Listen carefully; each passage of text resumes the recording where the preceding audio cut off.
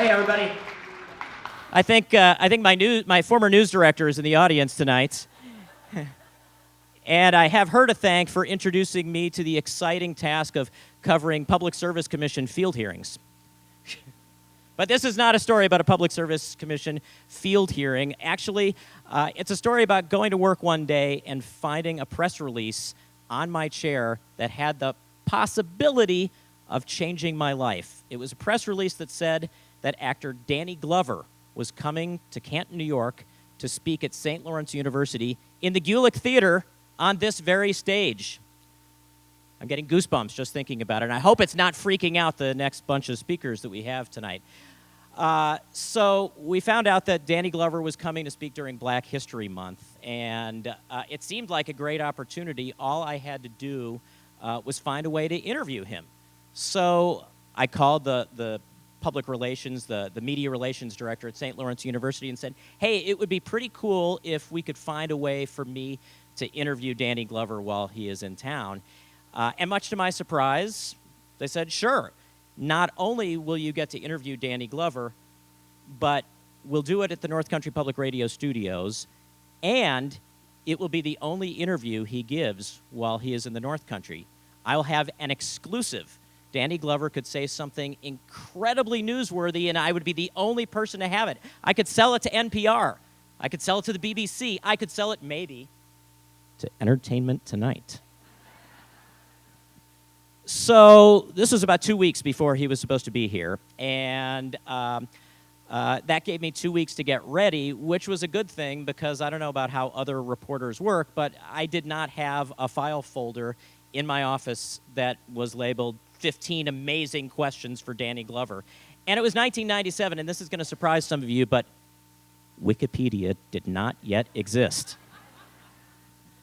So I made it to the library. I did a little looking around at what existed of the internet in 1997, and I found out all about Danny Glover's early career, his role in The Color Purple, those movies with Mel Gibson, his role in Waiting for Godot in high school. I was ready.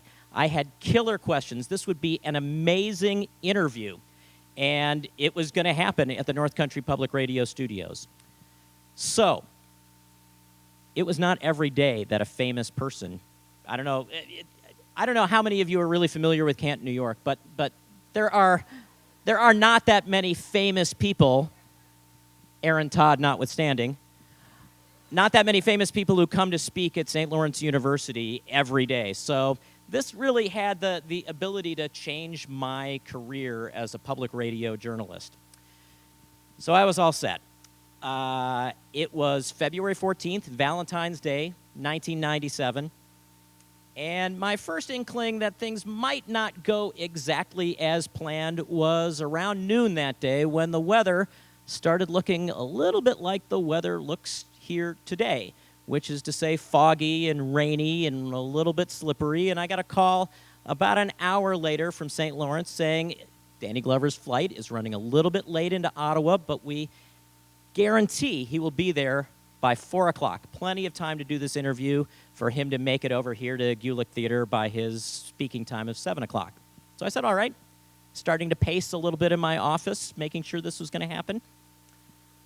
About 3:30, another call from St. Lawrence University. Danny Glover's flight still has not arrived, but we are pretty sure we will get him to you by 4:45.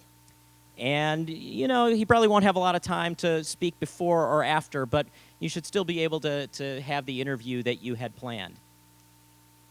4 o'clock rolls around. I get another call. Danny Glover's flight has landed. He's still running a little bit late, so you'll have about 10 or 15 minutes to do this interview when he gets there. And I'm thinking, all right, so I might have to jettison a couple of questions. I'm not going to get to ask him the question about his role in the one episode of BJ and the Bear in 1979.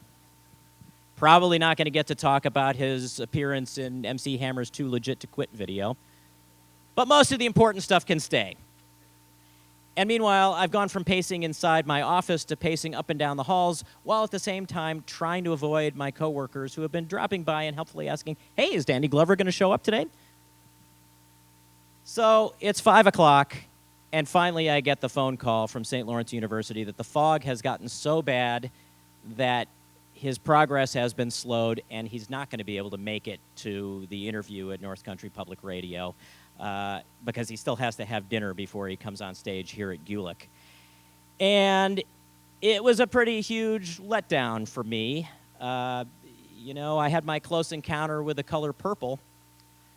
And in the end, I got to say that the North Country weather was my lethal weapon.